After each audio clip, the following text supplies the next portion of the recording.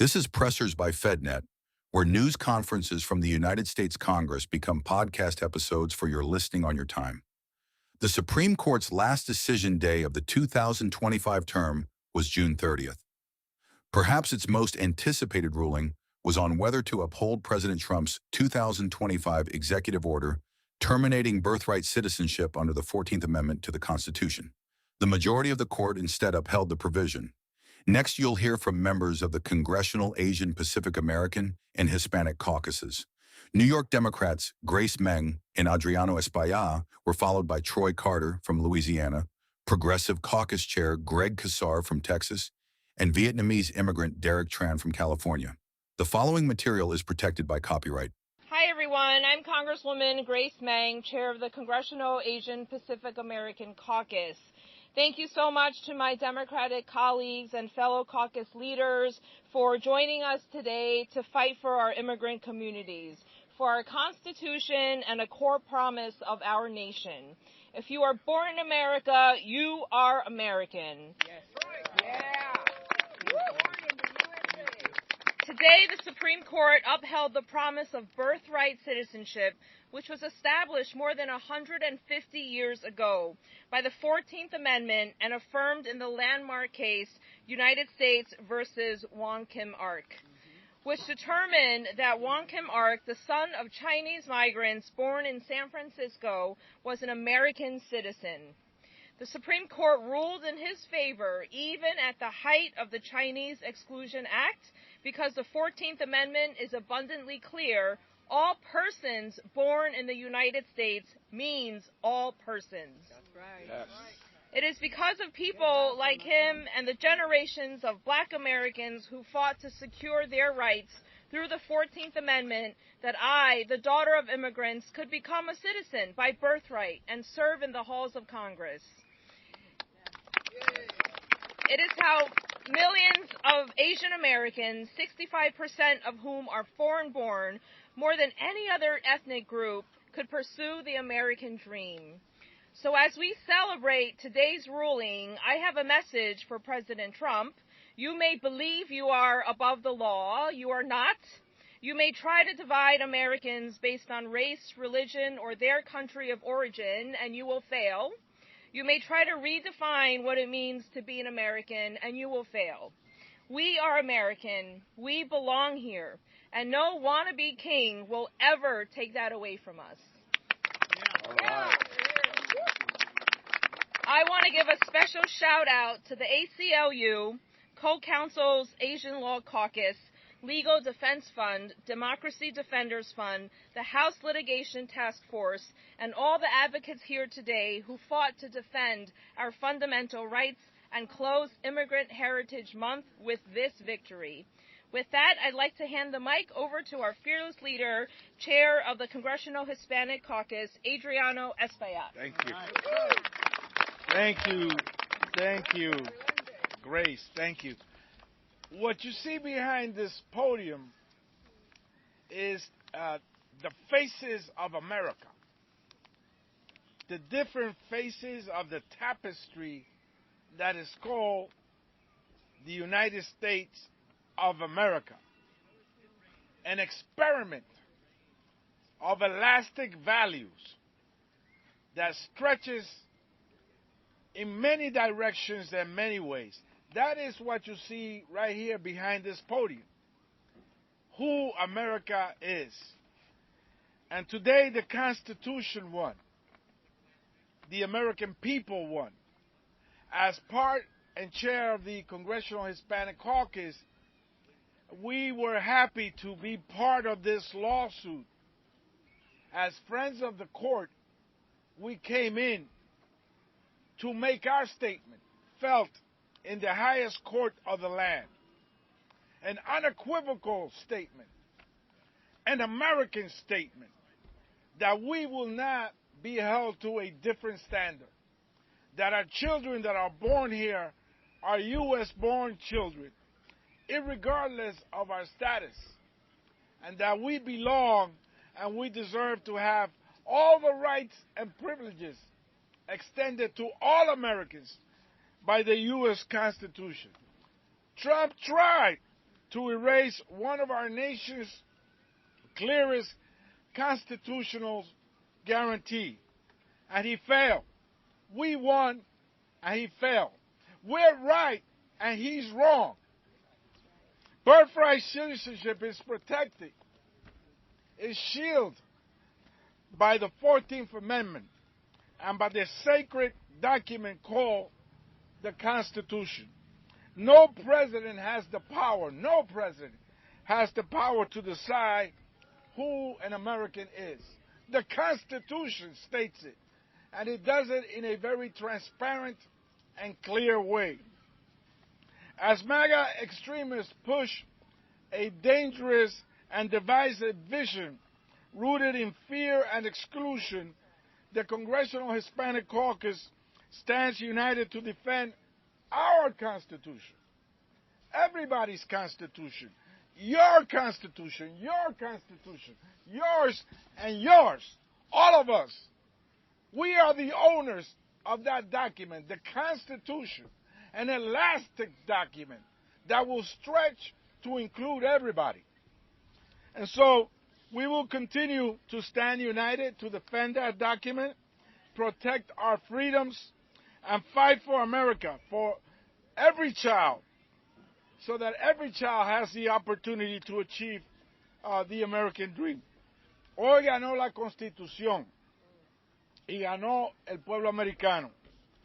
Donald Trump intentó de eliminar una de las garantías más sagradas, más importantes de nuestra Constitución y fue derrotado. Fracasó. La ciudadanía por nacimiento es protegida por la 14 enmienda de la Constitución y ningún presidente tiene el derecho a eliminar esa gran garantía para todos nuestros hijos. Mientras los extremistas de MAGA impulsaron una agenda basada en el miedo, el caucus hispano se lanzó adelante de nuevo y a través de un litigio se unió a esta acción legal como amigos de la Corte para que este fallo fuera hoy un éxito. Le doy la gracia a los miembros del caucus. Yo creo que de muchas maneras nosotros le hemos enseñado a este pueblo, a esta ciudad, cómo pelear a favor de los emigrantes, porque nosotros somos emigrantes también y nunca vamos a olvidar eso. Gracias. With that, I introduce Congressman Troy Carter. All right. And then you. Thank you very much. I am Congressman Troy Carter, representing the great state of Louisiana, the first vice chair of the Congressional Black Caucus. I want to thank my colleagues in the House Democratic Caucus for their presence and their leadership here today, for the congressional team of caucuses that you see here today, standing in unison, recognizing the importance of this day and this victory. The 14th Amendment was written into the Constitution during Reconstruction to ensure that no one could deny or question the citizenship of formerly enslaved Americans because of their race.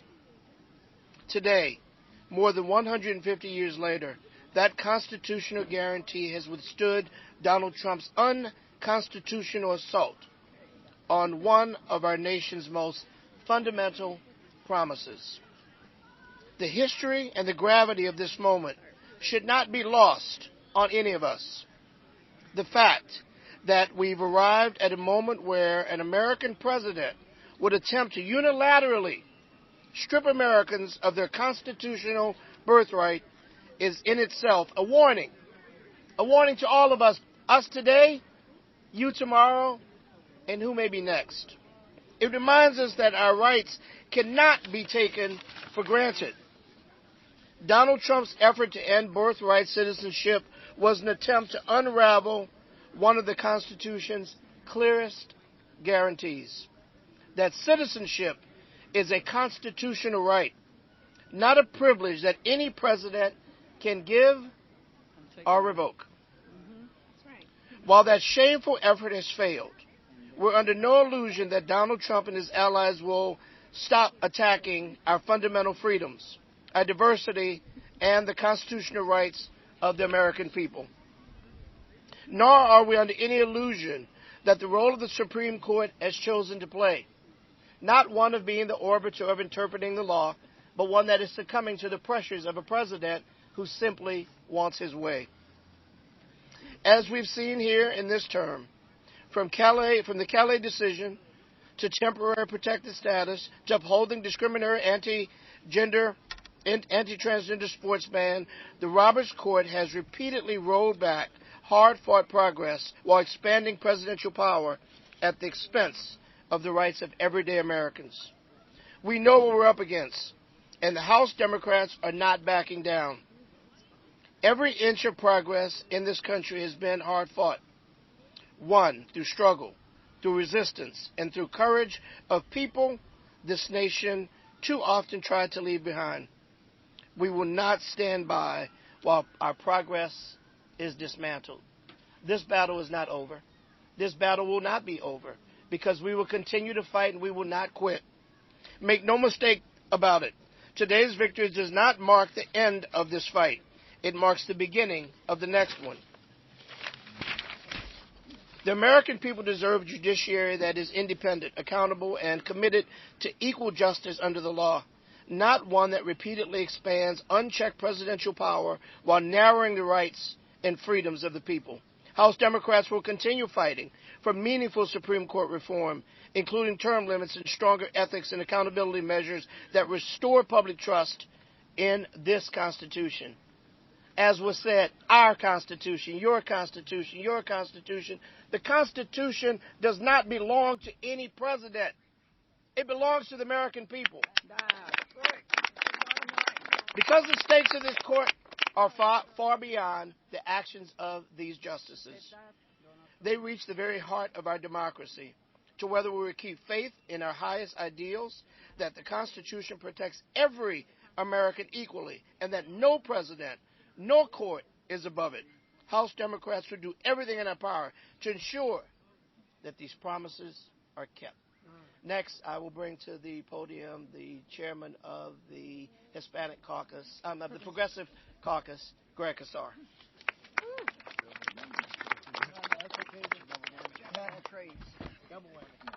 Good morning. I want to thank the leaders of the New Dems and KPAC and the CBC for all of their work on this, and a special recognition to our chairman and leader of the Congressional Hispanic Caucus, Adriano Espaillat. Thank you so very, very much. I'm Greg Casar. I represent the heart of Texas in Congress. I'm chairman of the Progressive Caucus. And today, we're here to stand up for a fundamental American principle, that if you're born in America, you are an American. No matter your parents' birthplace or language or creed, citizenship is a birthright in this country. No one is born a second-class citizen. And no president, no would-be king gets to pick and choose who is and who is not American. One people and equal justice for every single one of them.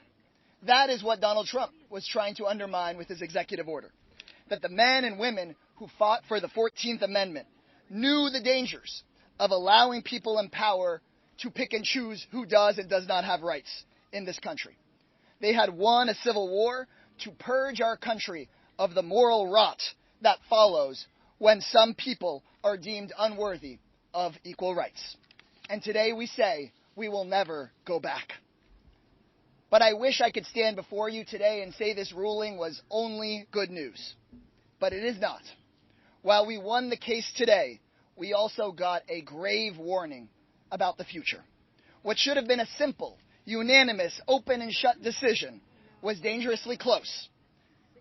Clarence Thomas, Neil Gorsuch, Samuel Alito, and Brett Kavanaugh failed to recognize the fundamental constitutional right to birthright citizenship. 3 of those 4 justices would have allowed Donald Trump to rewrite the Constitution and overrule Congress with an executive order.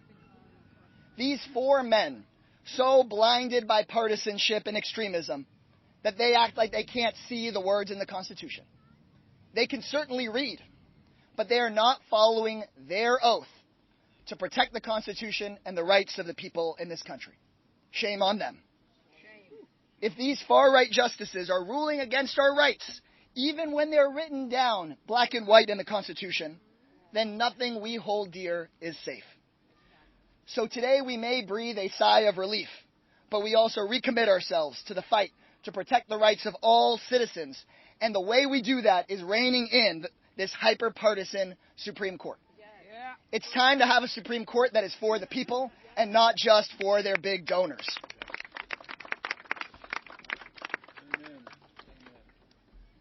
And with that, I am proud to call up my friend, a great ally on this work from the New Democratic Coalition, Congressman Derek Tran.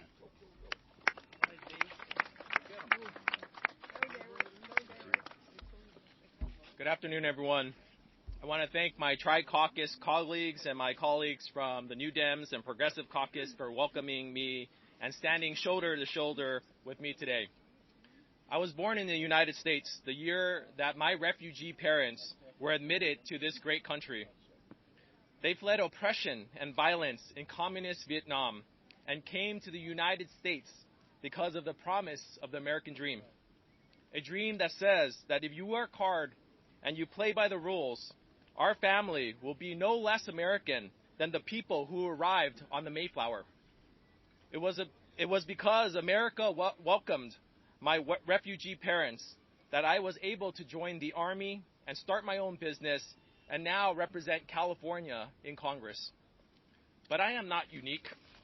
Almost every American can trace their family history through the story of immigration.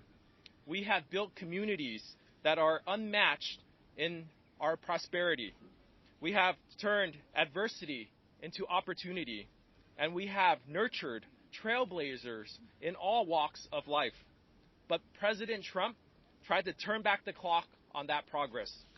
He wanted to sacrifice the prosperity that we have built to just advance his own racist and xenophobic agenda. But the Supreme Court rejected the president's efforts.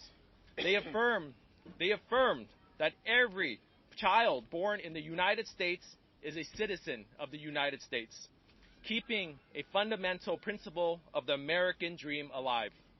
But we know that this is not the end of President Trump's attack on the Constitution. We cannot let up this fight to protect our fundamental rights. The American dream is not a guarantee to us. We have to fight for it each and every day. Thank you so much.